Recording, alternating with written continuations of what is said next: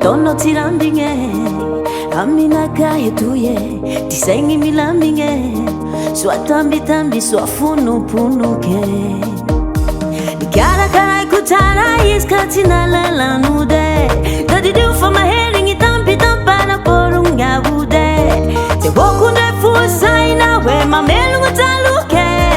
maire sama mane hefa ingi timi bude atone yize eva vitango analize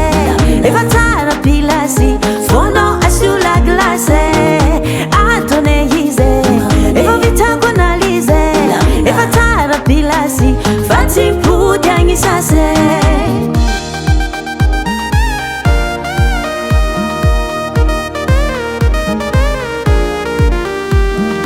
fati kujaku kara kara kufati pidali kwe zengi timi dikawe amelungu tombilwe dati diufanga nairwe fitami famale faiha nengale tifuna marare fati kujaku soma iku fati mpangirikwe asa fati mamane kama no tantara diswe I know if I extianga di text asa manda nilera la fati mahita sulwa nazia lo manganu masera atone yize eva vitango analize eva tara pilasi fono asula glase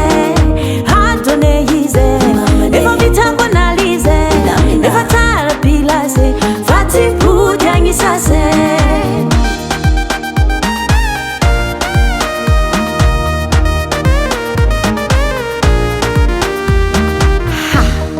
Quel est ton problème?